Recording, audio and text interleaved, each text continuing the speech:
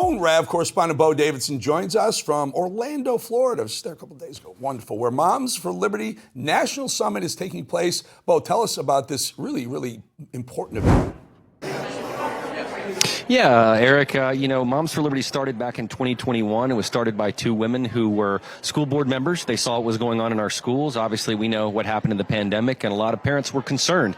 So they started Moms for Liberty, and Donald Trump was actually speaking at this conference last year. But there's a great lineup of people, including Benny Johnson, Byron Donalds, his lovely wife, Erica, Dr. Joseph Ladapo, Attorney General James Utmeyer, all speakers at this conference trying to empower parents, and I say parents because it's the moms and the dads and their respective roles in terms of reclaiming rights to empower their children to become better students, better citizens. We're talking medical liberty. We're talking religious liberty. We're talking freedom of speech. All these issues are important, and they're being discussed right now at the Moms for Liberty Summit.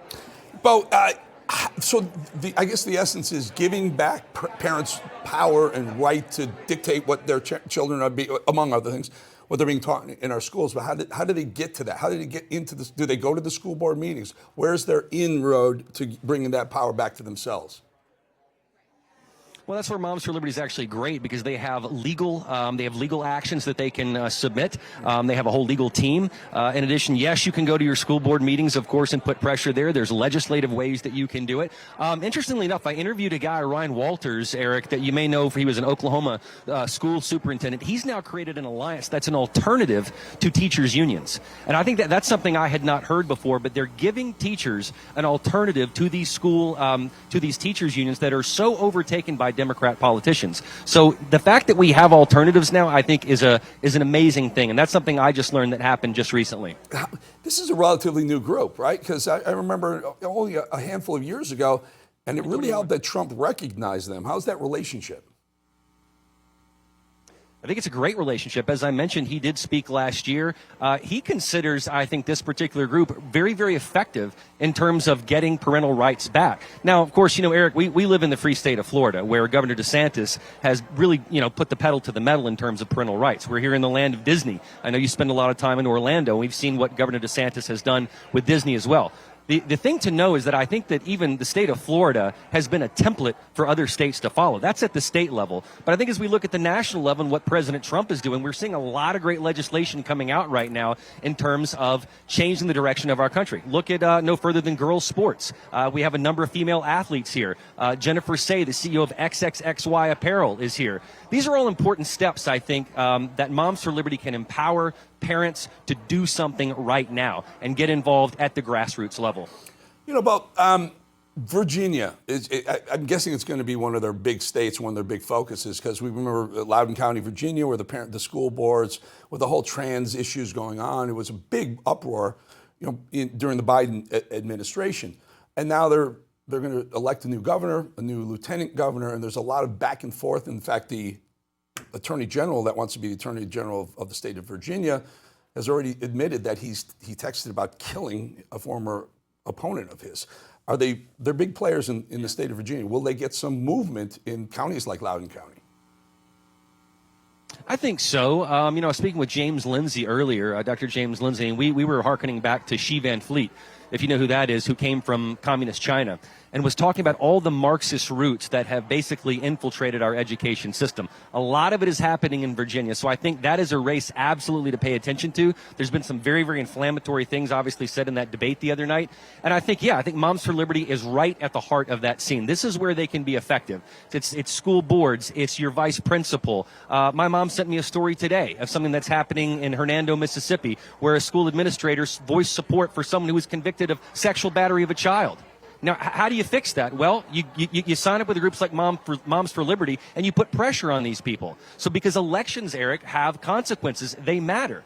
And if we're standing aside like idle sheep, nothing is going to change. But I think the pandemic woke us all up. We saw what was happening, and I became a new father, Eric, not that long ago, to a 20-month-old boy. I've got to start thinking about this. This is something I never thought about before that I have to pay attention to right now. And this conference is eye-opening for a lot of different reasons. You mentioned a couple of them before, great lineup of speakers. Again, can you just go through it? And then Byron, that jumps out at me because I live in the state of Florida. Byron Donalds and his wife, Erica, all very, very conservative, great people.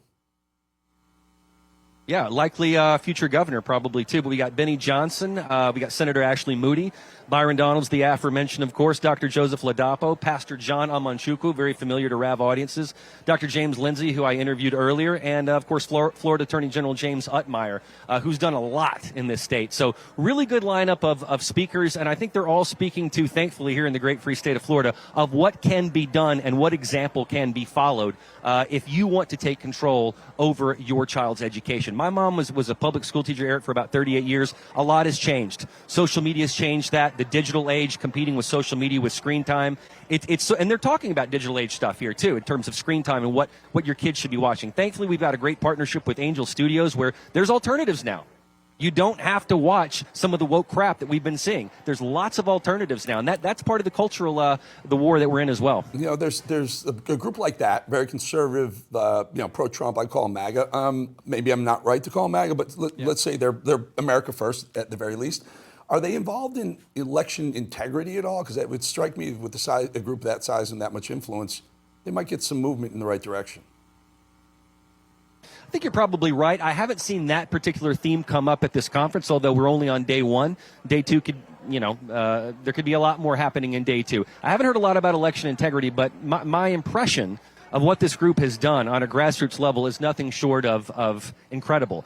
I think of it like we think of TPUSA as mobilizing the high school and college kids. This is all about the parents.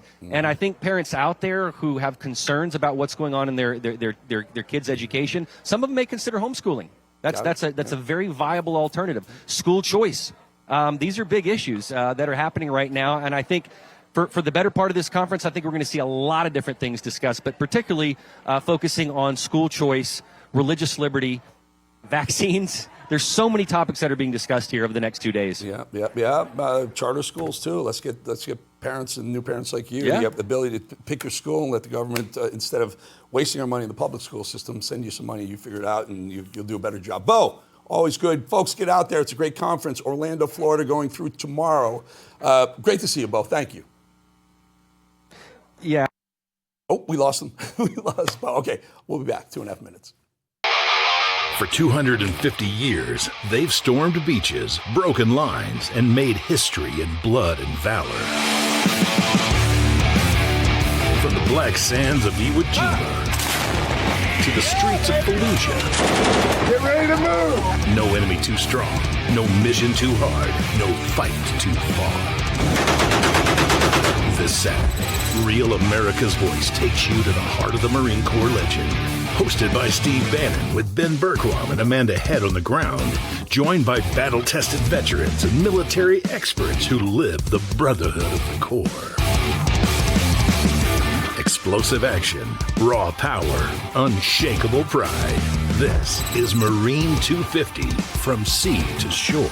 Coverage begins this Saturday at noon Eastern, only on Real America's Voice, because freedom wasn't given, it was earned.